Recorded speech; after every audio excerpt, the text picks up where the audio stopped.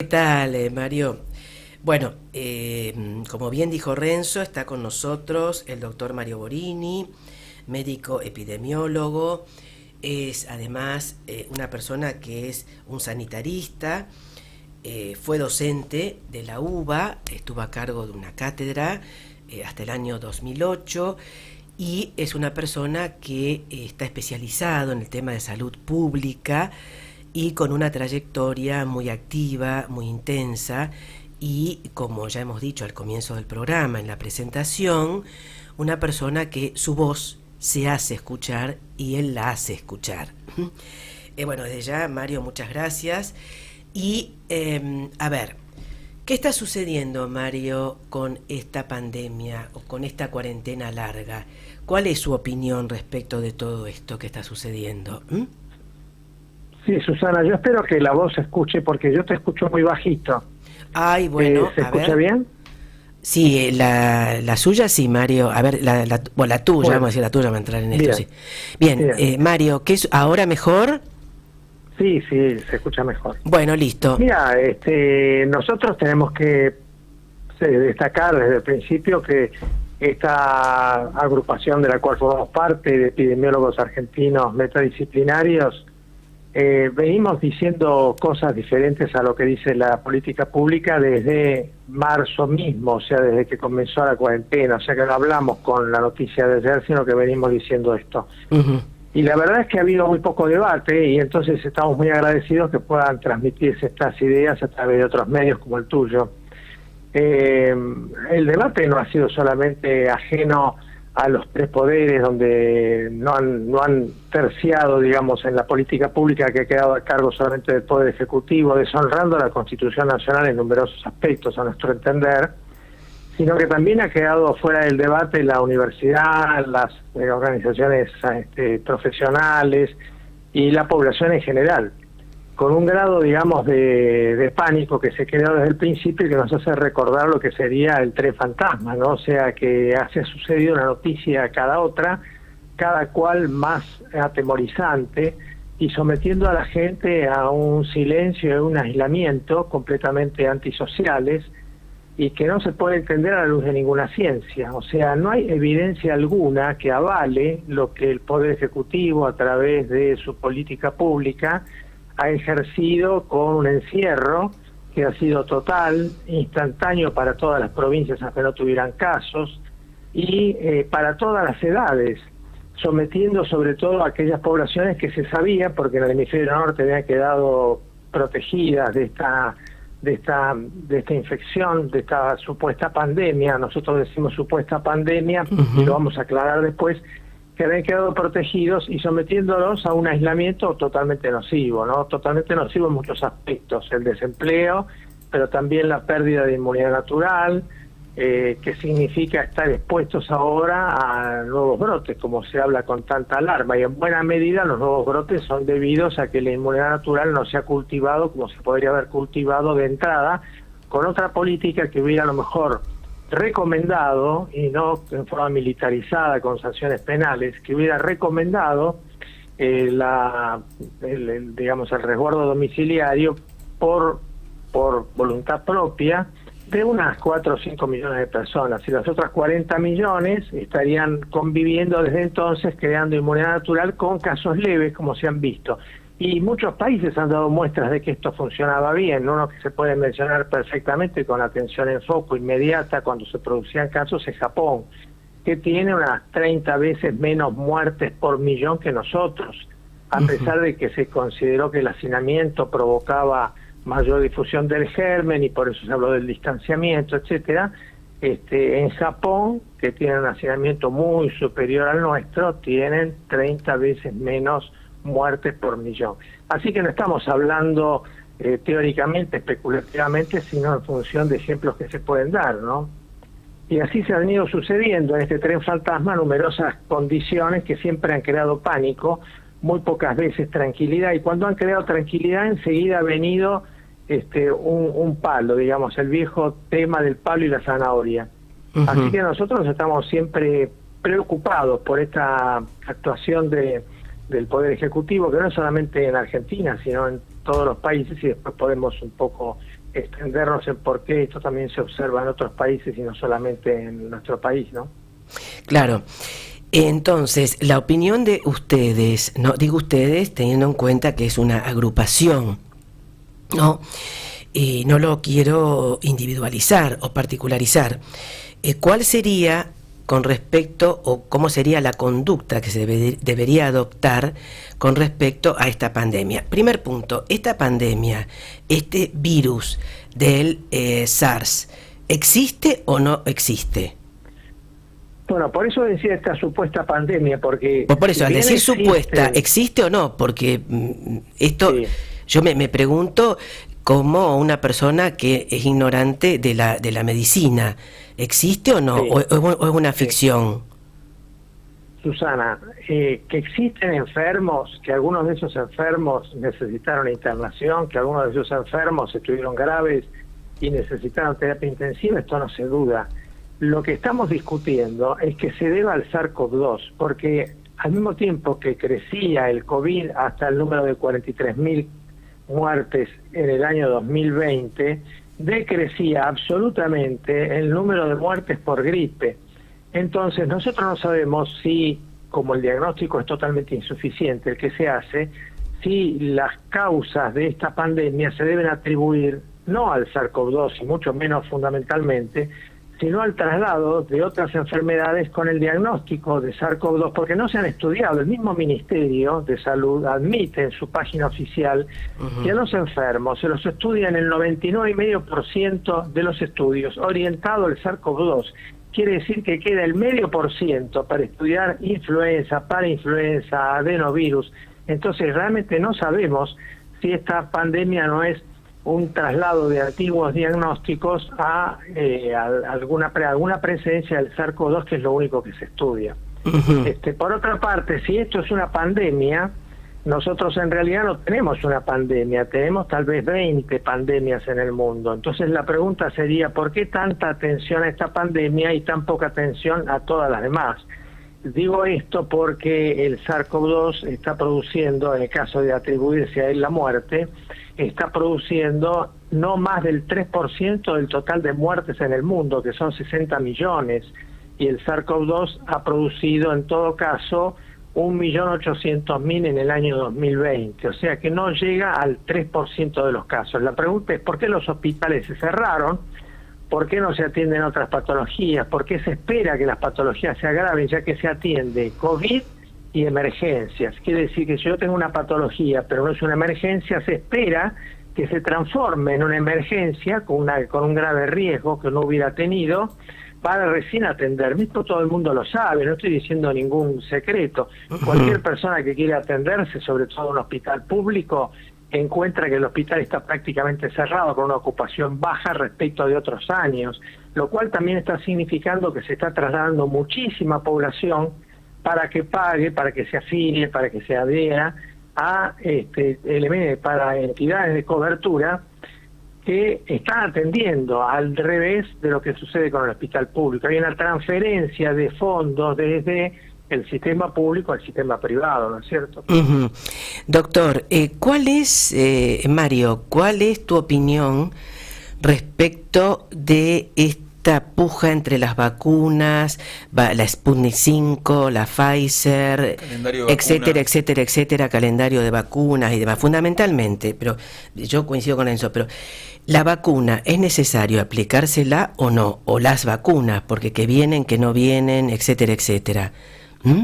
¿Cuál hay varias es? cosas, ¿no? O sea, acá no hay un germen enemigo con el cual estamos librando una guerra. Eso sería como decir que el germen nos está atacando y nosotros no sabemos qué hacer con él.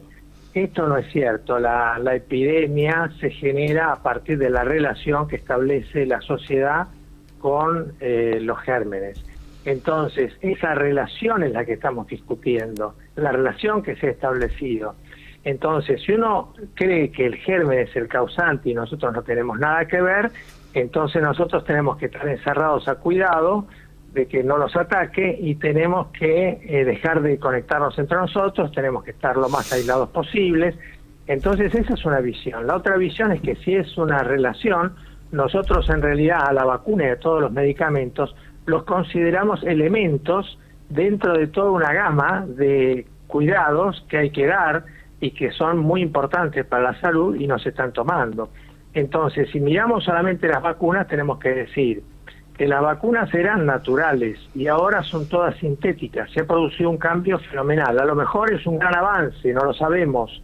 Ese cambio significa que no se ha podido aislar al germen, cultivarlo y con él, de él mismo, sacar la muestra o el germen entero, inactivado, y colocarlo en el ser humano para que cree supuestamente inmunidad, sino que se ha sintetizado. Entonces estamos en tres formas de crear vacunas: una que es con partículas sintéticas del virus, la otra que es montando partículas del virus en un adenovirus supuestamente inactivado, pero también tratado por ingeniería genética para que no haga daño al inyectarlo, y la tercera que es inocular ARN, ácido ribonucleico, que tendría algún parecido suficientemente importante en teoría con el virus como para que induzca la producción de anticuerpos una vez inyectado. Estas tres formas pertenecen a la ingeniería genética, y esto es la primera vez que se hace en la salud. Entonces, si en todas las demás veces que eran convencionales se tardó como mínimo 4 años, en el caso de la papera, de instituir una vacunación masiva, una cosa obvia es preguntarnos por qué ahora que se innova completamente en la tecnología de construcción de vacunas, vamos a vacunarnos inmediatamente cuando todavía no están todas las fases correctas y definitivamente aprobadas.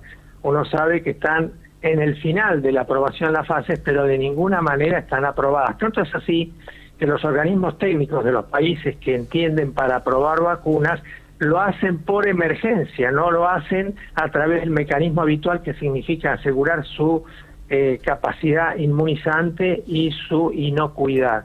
Entonces estamos en riesgo en relación a otras vacunaciones, justamente ahora que hay tratamientos adecuados o mucho mejores para atender la pandemia. Entonces, si tenemos tratamientos que han reducido enormemente la mortalidad, si las predicciones no se han cumplido de aquellos agoreros que nos decían el tren fantasma que iban a morir 40 millones de personas por año y han muerto 1.800.000 y nunca reconocieron este disparate, fueron capaces de colocar en la cima del disparate el encierro de los sanos sin ninguna evidencia científica previa de que sirviera.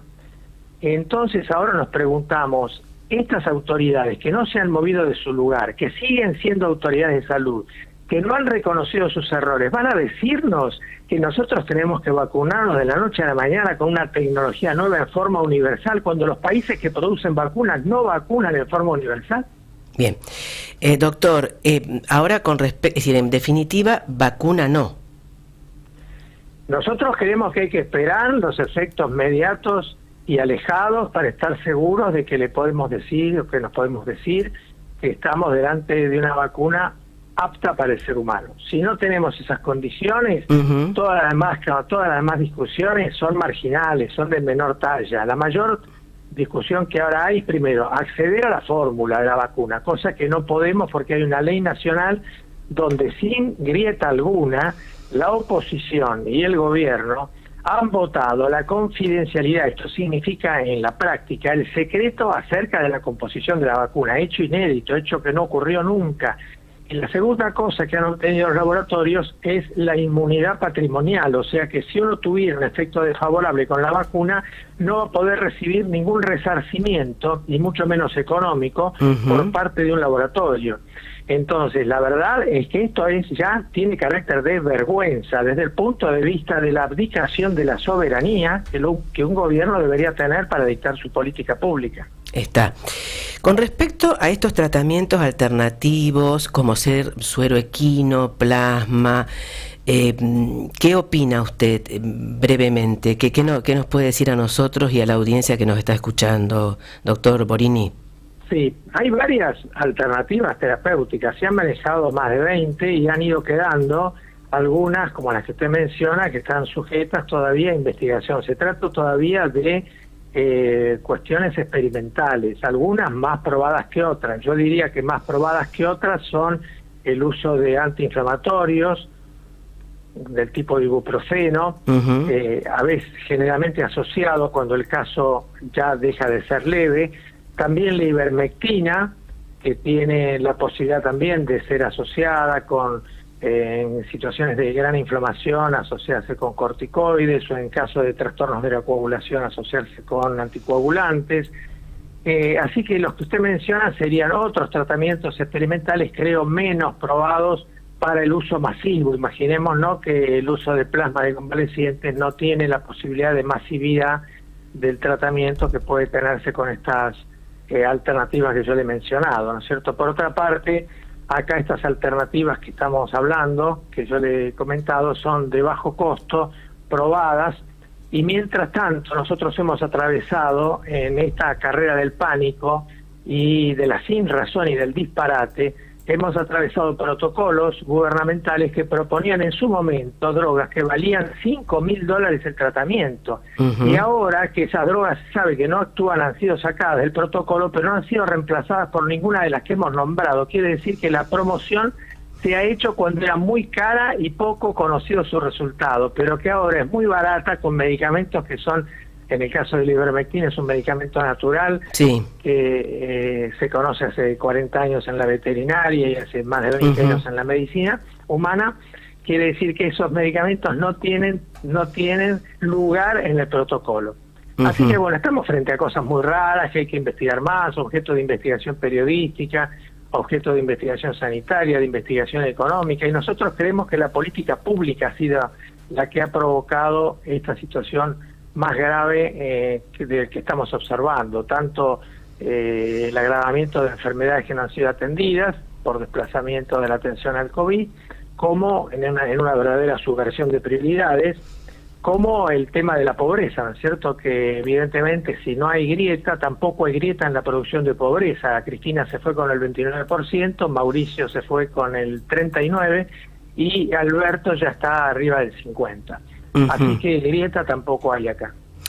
Está. Doctor, mire, le voy a hacer una pregunta también ahora muy breve, porque bueno, reitero, me encantaría seguir, o nos encantaría seguir escuchándolo, pero ayer aparecieron y rápidamente en los medios y por otro lado también por internet y demás, unas declaraciones de una persona que, bueno, fue diva del cine en la década de los 60, un ícono sexual, ¿no? Brigitte Bardot, en donde en una revista italiana, Oggi, manifestó que esto del COVID es bueno, porque se trata de una autorregulación de una superpoblación que no podemos controlar.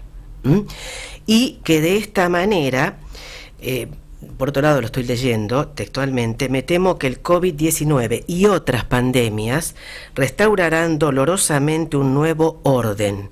Cuando esos 5.000 millones de personas de la Tierra se hayan ido, la naturaleza recuperará sus derechos.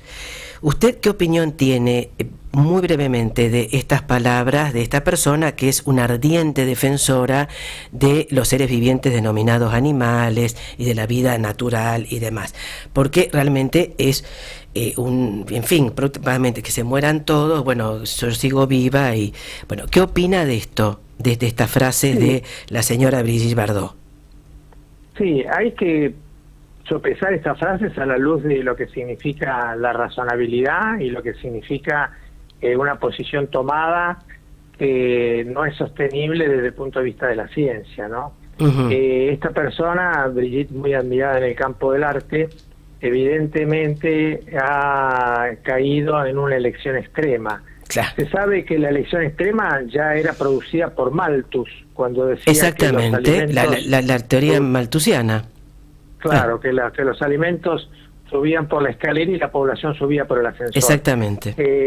En el año 80 ya me había ocupado de este tema para decir que era falso, y como muchos otros que lo han examinado, y lógicamente que hoy se sabe que es un tema falso, que la población ha adquirido la capacidad de generar tierra en forma por nuevas tecnologías, y esta creación de tierra con la producción de alimentos en mucho mayor escala permite perfectamente la convivencia de los humanos que hoy estamos en la Tierra y bastante más. Así que de ninguna manera esto se sostiene desde el punto de vista técnico. Está. Hay mucha literatura acerca de que no es justamente la explosión demográfica la que te tiene que seguir de guerras o epidemias. Brigitte Bardot, que es una persona totalmente ajena al campo de la ciencia sanitaria, puede tener una opinión, pero no es más que eso. No, desde ya. De hecho, sería una mezcla de Malthus con Hitler, porque realmente más o menos sería algo así. Y parece que ella va a sobrevivir. Doctor Borini, nuevamente muchísimas gracias. Y bueno, dentro de un tiempo, no creo muy lejano, si usted está de acuerdo o vos estás de acuerdo, estuvimos cambiando ahí el vos y el de usted, lo tendremos nuevamente. Muchísimas gracias de nuevo. Muchísimas gracias a ustedes y mis respetos a la audiencia, muy amable. Bueno, gracias.